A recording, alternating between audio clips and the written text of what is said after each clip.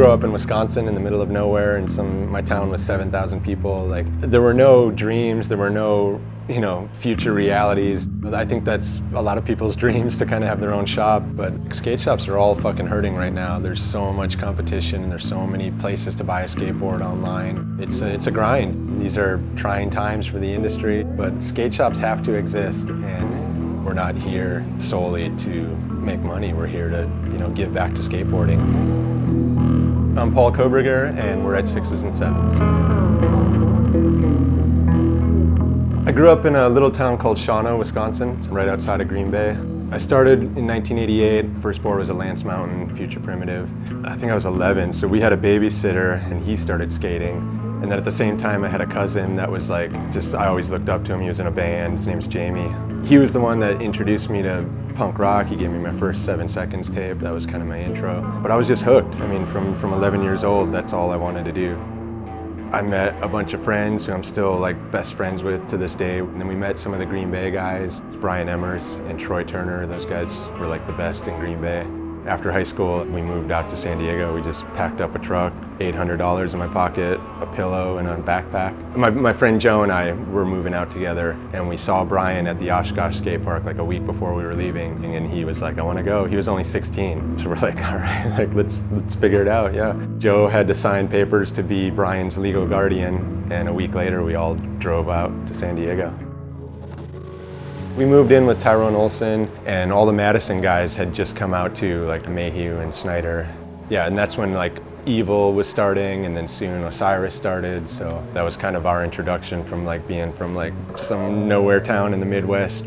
Just being in the mix with Tyrone, I started getting Evil boards for a little bit, and then ended up working at Emerald City. So that was kind of right away, I just got a job at a skate shop. I put together a skate team at Emerald City.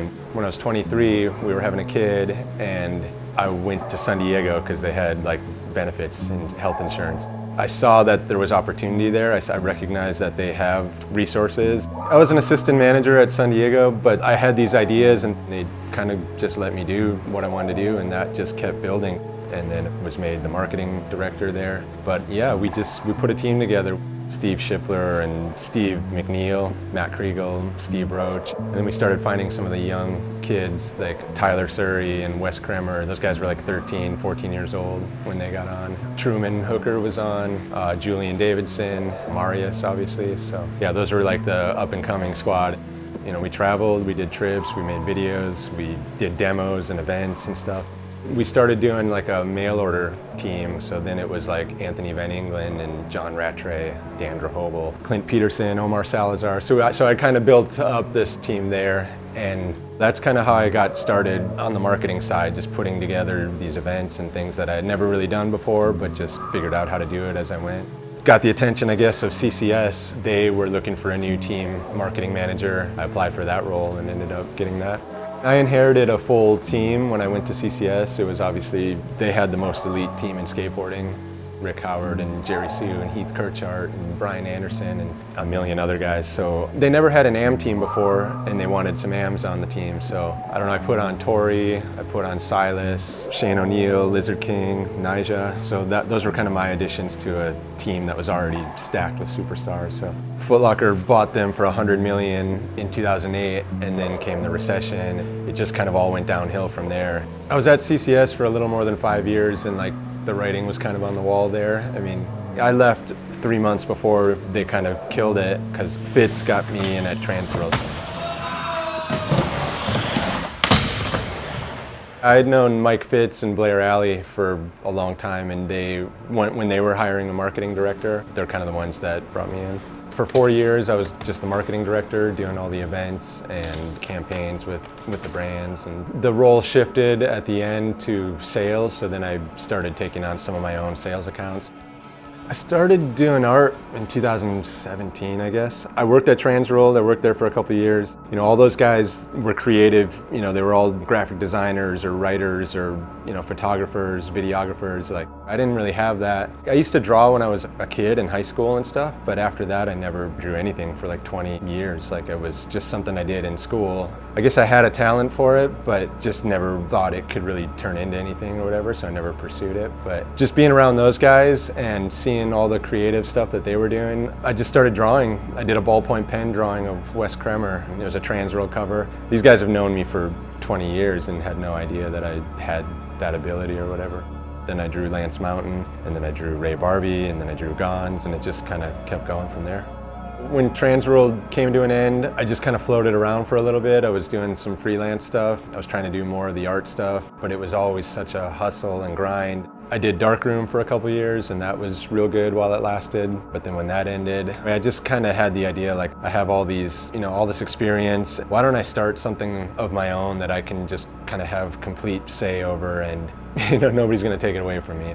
I always knew that if I ever did a shop, I would make it music and art and skateboarding and all the things that are important to me. Nobody else is really doing that around, in San Diego or whatever. So I just saw an opportunity to kind of just do something that I wanted to do that represents me and the things that I'm into. So that's how Sixes and Sevens started. Look into the camera. Yeah. All right, we're here at the opening of Sixes and Sevens, our second location. It's in Oceanside, California. We got Sean Cliver doing an art show with his brand Strange Love Skateboards. Grant Britton was here today, Steve Cavallero, Christian Asoy, Pops Asoy. Turnout was great. Tons of people came out. People drove down from LA and Orange County and all over San Diego. Yeah, here to support the local scene. So we're inland Oceanside, kind of in an area where there's no other shops, there's a bunch of parks, and kind of an area where I thought needed a skate shop. The first store is in Rancho Penasquitos. That's where we opened almost 2 years ago. PQ, I skated that park all the time. That was like my favorite park for years and years. So there used to be a Willie's workshop over there, but they closed like 11 years ago, and I just always thought, like, there's a skate park right here. There's no skate shop anywhere near. I just felt like the community needed something over there. When I started the shop, I just thought it'd be cool to bring those guys in, bring all the Transworld guys in. I mean, those guys were my friends and family for the last 6 years. Mike was the first one I talked to. We brought Blair in, we brought Brian Blakely and Jamie Owens. The story of us all kind of coming from Transworld and coming together to start a new shop, there was a lot of momentum, there was a lot of hype, and that just sort of helped us kind of hit the ground running. Having the art connections and the legends and Cab and Asoy and Lance, I was able to kind of get those guys down to the shop. Our grand opening was with Jason Adams and Skate Mafia, and then we just kept doing events. And I mean, we knew we wanted to obviously be involved in the community, like opening next to the skate park. We wanted to do events there. We wanted to bring events to the shop and give kids something to do. You have to be rooted in the community, and you have to do events, and you have to keep people coming through the door, because they're not coming through the door to buy skateboards like it used to be. It's a grind. It's always going to be a grind, but we're not here solely to make money. We're here to give skateboarding everything that it's given us.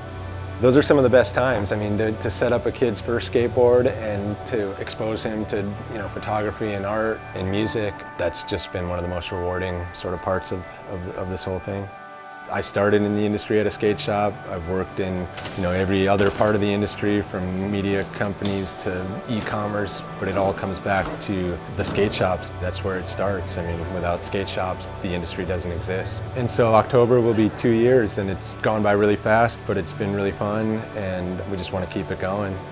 The new store is just kind of phase 2, and hopefully we just keep growing from there. I mean, this is what I want to do. This is all I do. I'm a skateboarder, I'm a lifer, and we're going to make it work.